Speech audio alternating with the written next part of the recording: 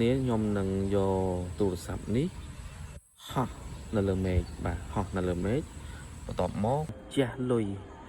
ទិញស្រូតចន្ទហោះដើម្បីតេស្តសមត្ថភាពកាមេរ៉ា Full 80 Ultra នេះតើការថតពីលើ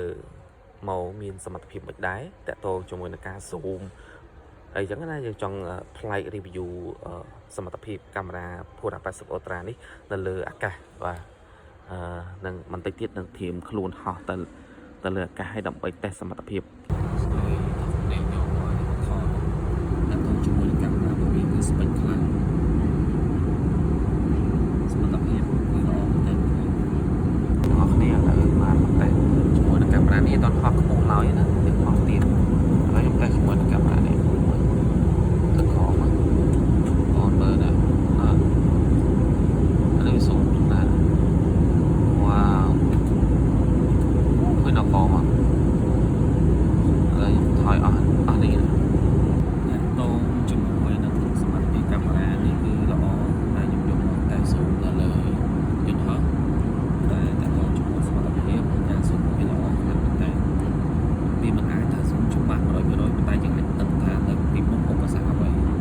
ប៉ុន្តែតងជាមួយនឹងសមត្ថភាពកាមេរ៉ាតងជាមួយសមត្ថភាពសិនគឺល្អខ្លាំងល្អចឹងបងប្អូនតែជា fan មួយឬក៏មិនតន់ជា fan មួយបងប្អូនអាចចារណាទៅលើ Full 80 Ultra នេះបានហើយតាក់ទងជាមួយនឹង Full 80 Pro ក៏ខ្លាំងដែរបងប្អូននិយាយចំប្រភេទមួយគឺស្លាញ់ក្នុងសមត្ថភាពកាមេរ៉ារបស់វាថតកាមេរ៉ាបញ្ជាក់ថ្ងៃបងប្អូននេះបញ្ជាក់ជាមួយនឹងបើអួចតែដោយសារខ្ញុំអត់ចង់ប្រើជាមួយនឹងសលេងរបស់វាផ្ទាល់ខ្ញុំប្រើជាមួយប៊ិចនេះតាក់ទងនឹងកាមេរ៉ាវីដេអូខាងមុខដោយសារវីដេអូយើងតាក់ទងជាមួយកាមេរ៉ាខាងមុខយើងថតបញ្ជាក់ជាមួយពន្លឺតែវាគុណភាពមិនដែរបញ្ជាក់ពន្លឺមកណាដល់ពេលចឹងវាអាចផ្លាតជាមួយនឹងហៅថាកង់ពន្លឺកង់អីអញ្ចឹងបងប្អូនអាចមើលទៅសមត្ថភាពមិនដែរជាមួយខ្ញុំនឹងដាក់ទៅកាមេរ៉ាខាងក្រោយវិញតងជាមួយនឹងសមត្ថភាពកាមេរ៉ាខាងក្រោយមិនដែរបងប្អូននេះខ្ញុំថតបញ្ជាក់ជាមួយនឹងពន្លឺថ្ងៃតើវាអាចនឹងច្បាស់ឬក៏អត់បងប្អូនអាចមើលហៅថាវីដេអូ 4K 30 fps ខ្ញុំអត់ថតដល់ 4K 60ទេថតត្រឹម30ជូនបងប្អូនឥឡូវខ្ញុំមកថតមកខាងនេះវិញបងប្អូនតើតងជាមួយពន្លឺខាងនេះមិនដោយសារយើងថតបញ្ជាក់ពន្លឺថ្ងៃវាអត់សូវច្បាស់ទេតែខ្ញុំថតចេះមិនដែរឥឡូវខ្ញុំថតបដ ாய் មកក្រោយវិញណាបងប្អូនអាចមើលចាក់ស្ដែងអូខេបងប្អូនដែលមានតម្រូវការឬក៏ចង់បាន Huawei Full 80 Pro ឬក៏ Ultra បងប្អូនទិញហើយគឺអត់ខកម្ដងទេហើយតម្លៃឥឡូវតម្លៃក៏ល្អទៀតតម្លៃធូរសម្បីតែថ្មីក៏តម្លៃចុះច្រើនហើយមកទឹកហើយទៅធូរមែនទែនអញ្ចឹងបងប្អូនអាច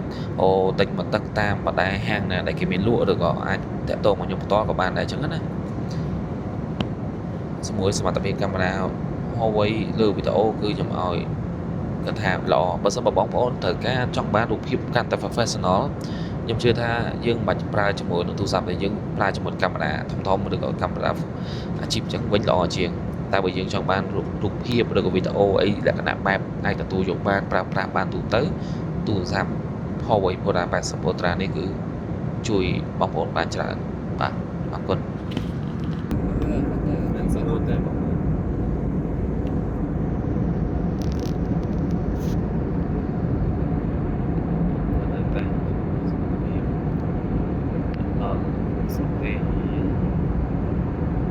នេះជួយវីដេអូបាន20គុណ